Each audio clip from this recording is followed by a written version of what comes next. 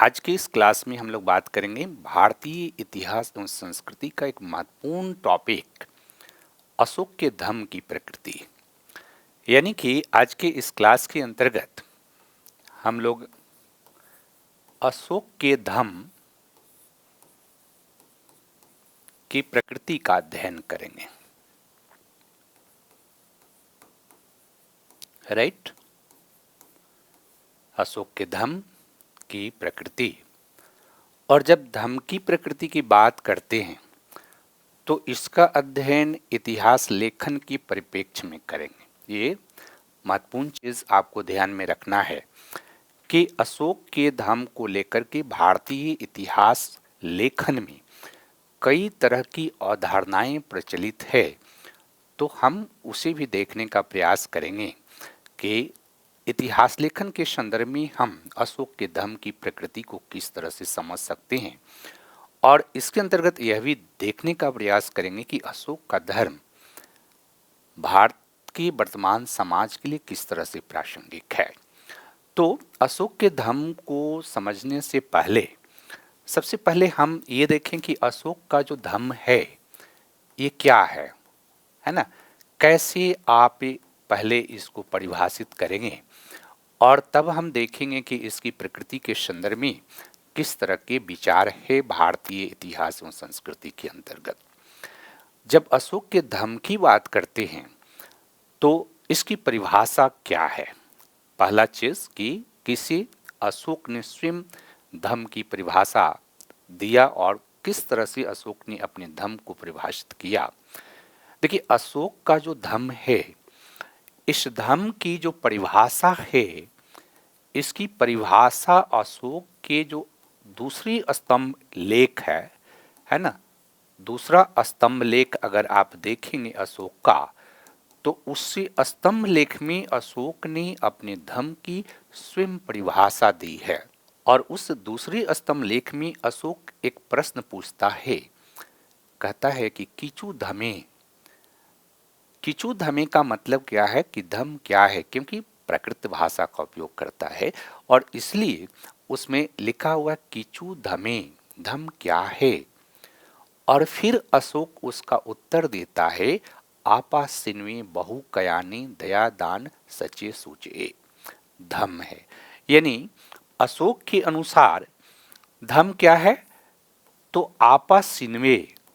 आपा सिन्वे, आपा सिन्वे का मतलब होता है पाप रहित होना, रहित होना। बहु कयाने, बहु कयाने का मतलब है बहुल कल्याण, यानी बहुत लोगों का कल्याण। दया, दया का मतलब दया आप समझ सकते हैं। दान, दान का मतलब दान।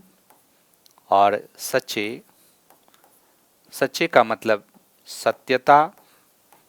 और सूचे, सूचे का मतलब है पवित्रता। यानी अशोक के शब्दों में कहें तो धम्म पाप रहित होना, लोगों का कल्याण करना, दया दान सत्यता और पवित्रता ही धर्म है। और इसलिए जब अशोक के धम्म को आप समझने का प्रयास करते हैं या कहीं भी आपसे पूछा जाए या आपको लिखना हो अशोक का धम्म, तो आप उसको डिफाइन करें तो अशोक के अभिलेखों में खास करके उसके दूसरी स्तंभ लेख में अशोक ने अपने धम्म की परिभाषा दी है। और अलग अलग स्तंभ लेख और अभिलेखों में अशोक ने धम्म के तत्वों का भी उल्लेख किया है, जिससे अशोक के धम्म की प्रकृति जो हम समझने का प्रयास करते हैं, उसके धम्म की प्रकृति को हम उसके आधार पर हम समझ सकते हैं।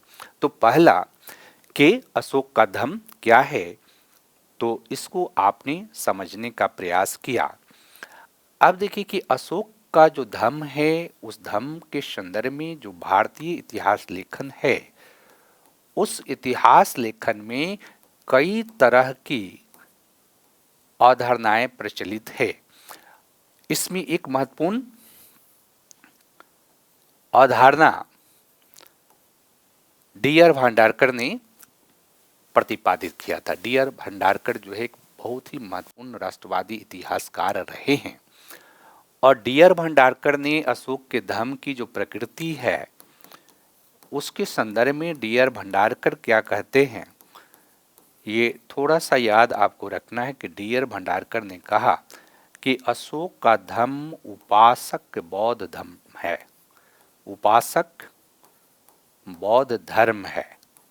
यानी कि डी.आर. भंडारकर कह रहे हैं कि अशोक का धर्म उपासक बौद्ध धर्म है। उपासक बौद्ध धर्म का मतलब क्या है कि बौद्ध धर्म के अंतर्गत भगवान बुद्ध ने दो तरह की बातें कही थी कि जो लोग सन्यासी हैं, बौद्ध धर्म से संबंधित सन्यासी होंगे, उनके लिए स्ट्रिक्ट व्यवस्था थी और गृहस्थ जो है, गृहस्थ को ही उपासक कहा जाता है।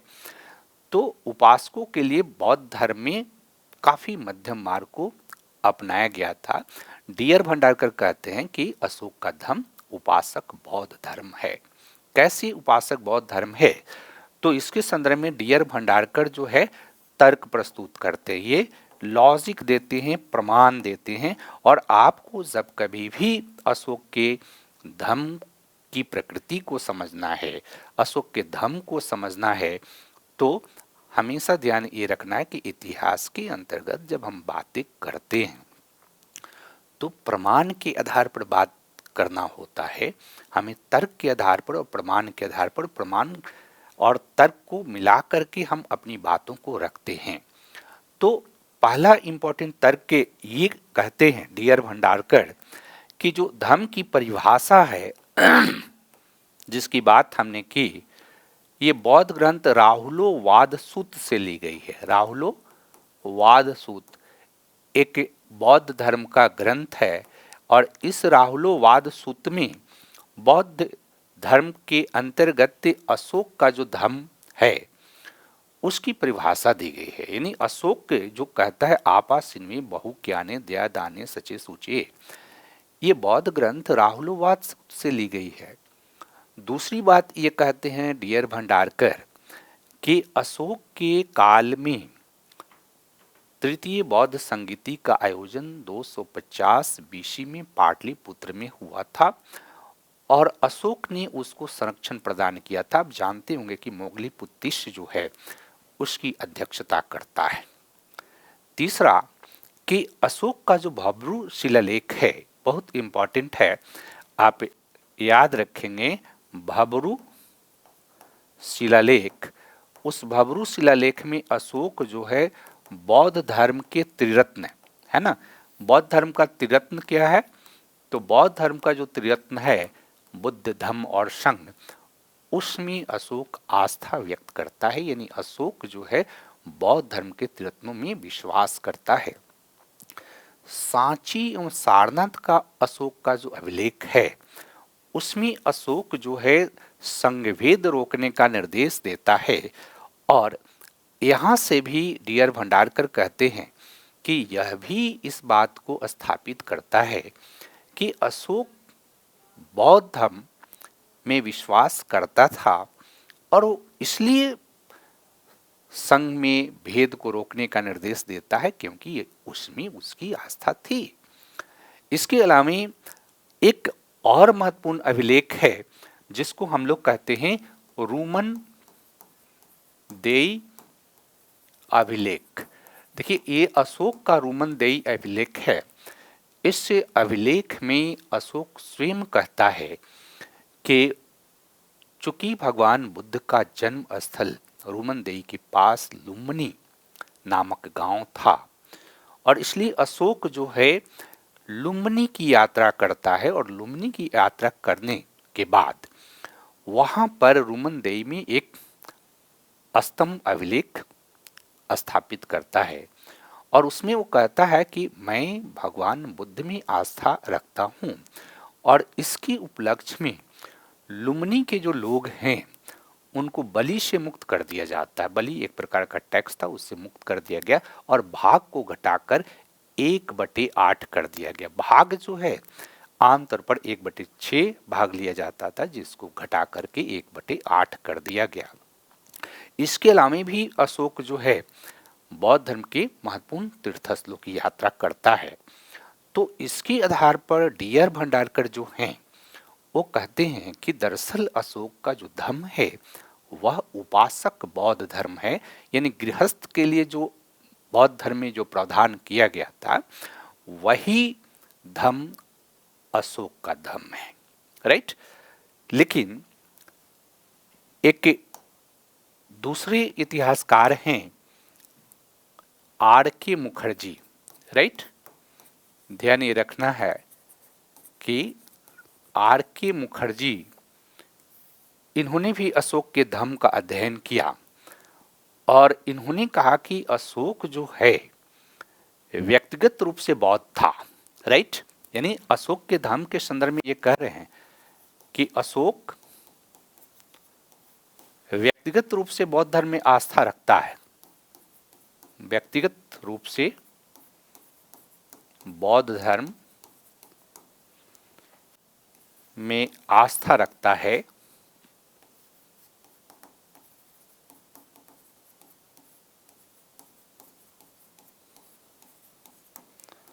लेकिन अशोक ने अपने अभिलेखों में जिस धम्म की परिकल्पना प्रस्तुत किया है वो बौद्ध धर्म से भिन्न है। यानी अशोक के जो अभिलेख हैं और उन अभिलेखों के आधार पर हम अशोक के धम्म की बात करते हैं तो अशोक का धम्म बौद्ध धर्म से भिन्न है। ये बहुत इम्पॉर्टेंट है, बौद्ध धम्म से भिन्न है, राइट। ये आपको ध्यान में रखना है। अब देखो, अगर अशोक के धम्म को हम कहते हैं कि वो बौद्ध धर्म से भिन्न है, डिफरेंट है, तो आर.के. मुखर्जी ने भी तर्क और प्रमाण भी दिया है। आर.के. मुखर्जी ने कहा कि अशोक का जो धम्म है उस धम्म के अंतर्गत बौद्ध धर्म की जो मूलभूत अवधारणा है, बौद्ध धर्म की मूलभूत अवधारणा क्या है? तो देखो, बौद्ध धर्म की मूलभूत जो अवधारणा है, कॉन्सेप्ट है, उसको आप पढ़ेंगे तो सबसे इम्पॉर्टेंट है कि अशोक के धर्म में चत्वारि आर्य सत्यानि है ना, 4 आर्य सत्य है, ये कॉन्सेप्ट नहीं मिलता है अशोक के धम्म में, ये नहीं है। चत्वारि आर्य सत्यानि का उल्लेख अशोक के किसी भी अभिलेख में नहीं है। दूसरा कि अशोक के किसी भी अभिलेख में आर्य अष्टांगिक मार्ग का उल्लेख नहीं है, राइट। इसका भी उल्लेख नहीं है, अशोक के किसी भी अभिलेख में आर्य अष्टांगिक मार्ग का उल्लेख नहीं है। बौद्ध धर्म कर्म पुनर्जन्म की अवधारणा में विश्वास करता था। अशोक के किसी भी अभिलेख में कर्म एवं पुनर्जन्म की अवधारणा के बारे में हमें प्रमाण नहीं मिलता है। इसके अलावा अशोक का जो धर्म है उसमें स्वर्ग की अवधारणा है। स्वर्ग की अवधारणा जो है ये बौद्ध धर्म में नहीं है, ये ब्राह्मण धर्म में है। और इसलिए आर.के. मुखर्जी कहते हैं कि अशोक व्यक्तिगत रूप से बौद्ध धर्म में आस्था रखता था, लेकिन उसने अपने अभिलेखों में जिस धर्म का प्रतिपादन किया है वो बौद्ध धर्म से डिफरेंट है, राइट। तो ये डी.आर. भंडारकर का जो कॉन्सेप्ट है अशोक के धम्म के संदर्भ में जो था उसका ये पूरी तरह से खंडन करते हैं। इसके अलावा एक और महत्वपूर्ण चीज आप देख सकते हैं कि एक मार्क्सवादी इतिहासकार हैं डी.डी. कौशाम्बी, है ना। देखो, डी.डी. कौशाम्बी क्या कहते हैं कि अशोक का जो धम्म है उस धम्म के अंतर्गत जो 6ठी शताब्दी ईसा पूर्व से जिस प्रकार के सामाजिक दर्शन का विकास हुआ था उस सामाजिक दर्शन की अभिव्यक्ति जो है अशोक के धम्म में मिलती है। यानी अशोक जो है एक ऐसा सामाजिक के दर्शन का प्रतिपादन करता है जो कंटिन्यूटी में 6ठी शताब्दी ईसा पूर्व से भारत में विकसित हो रही थी और उसी को अशोक ने धम्म का स्वरूप प्रदान किया था। ये कोई बौद्ध धर्म टाइप का चीज नहीं है, ये भी इनकार करते हैं। और एक और इतिहासकार हैं रोमिला थापर, बहुत फेमस इतिहासकार रही हैं।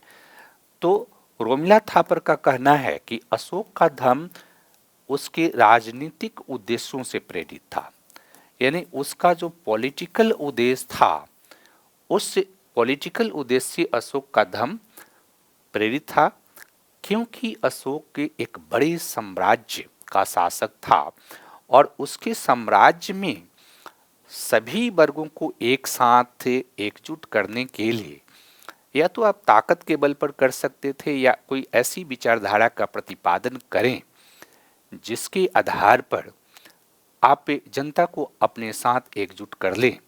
रोमिला थापर कहती हैं कि उसका राजनीतिक उद्देश्य था कि इतने बड़े साम्राज्य में शांति एवं व्यवस्था कायम रखा जाए और इसीलिए उसने धम्म का प्रतिपादन किया था। यानी ये पूरी तरह से उसका पॉलिटिकल एक तरह से दर्शन था, उसका एक राजनीतिक दर्शन था जिसके माध्यम से अपने साम्राज्य में शांति व्यवस्था कायम करके बेहतर शासन प्रशासन की स्थापना किया जाए। लेकिन आधुनिक जो इतिहासकार हैं, जैसे आधुनिक इतिहास लेखन जो है, इस आधुनिक इतिहास लेखन में आप देखेंगे कि आधुनिक इतिहास लेखन क्या कहता है कि अशोक का धर्म सभी धर्मों का सार है। अशोक का धर्म सभी धर्मों का सार है ना, सभी धर्मों का सार है, यानी इसमें सभी धर्म को शामिल किया गया है। कैसे सभी धर्म को शामिल किया गया है? तो जब अशोक के धर्म का अध्ययन करेंगे, विशद विवेचना करेंगे, तो आप पाएंगे कि अशोक के धर्म के अंतर्गत कुछ तत्व ब्राह्मण धर्म से लिया गया है ना। इसके कुछ तत्व जो है ब्राह्मण धर्म से लिया गया है कि राजा अनुशासन, दंड व्यवस्था, राइट, और स्वर्ग की अवधारणा, ये ब्राह्मण धर्म से ली गई है, राइट। इसके अलावा अगर आप देखेंगे कि बौद्ध धर्म से क्या लिया गया है, तो बौद्ध धर्म से जो आचार संहिता लिया गया है, यानी आप किस तरह से व्यवहार करेंगे, सामाजिक आचार संहिता जो है बौद्ध धर्म से ली गई है। क्योंकि अशोक अपने धर्म के अंतर्गत क्या कहता है कि बड़ों का आदर करना चाहिए, गुरुजनों का सम्मान करना चाहिए, माता पिता की सेवा करना चाहिए, दास एवं वृत्तों के प्रति भी आपको सम्मानजनक व्यवहार करना चाहिए। और अशोक जो है अहिंसा की बात करता है, पशुधन की सुरक्षा की बात करता है। पशुधन की सुरक्षा का जो कॉन्सेप्ट है ये हमें बौद्ध धर्म में भी मिलता है। और इसके साथ साथ अगर आप बात करें कि जैन धर्म, तो जैन धर्म से अहिंसा की अवधारणा जो है अशोक ने जैन धर्म से ली, और आजीवक के संप्रदाय से भी अशोक इंद्रजालिक पद्धति को लेता है, राइट। यानी कुल मिलाकर के अशोक ने सभी धर्मों की जो अच्छी अच्छी बातें थी उसको एक जगह समाहित किया, और उसको एक जगह समाहित कर उसने अपने धर्म का प्रतिपादन किया। और यही कारण है कि अशोक का जो धर्म है ये आज भी प्रासंगिक है और उस समय भी प्रासंगिक था। क्यों प्रासंगिक था अशोक का धर्म?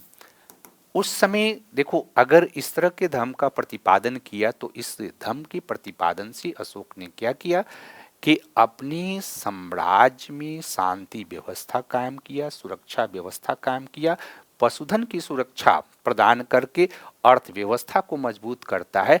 और सबसे महत्वपूर्ण बात ये थी कि अशोक ने अपने धर्म के माध्यम से अनेकता में एकता, राइट, ये अनेकता में एकता की जो अवधारणा है इस सांस्कृतिक पृष्ठभूमि को मजबूत किया। और यही कारण है कि अशोक ने कलिंग युद्ध के बाद, युद्ध का परित्याग करने के बाद इतने बड़े साम्राज्य को शांतिपूर्ण व्यवस्थित ढंग से संचालित करने का काम किया। और इसलिए अशोक का धर्म उसके काल में सक्सेस था, है ना।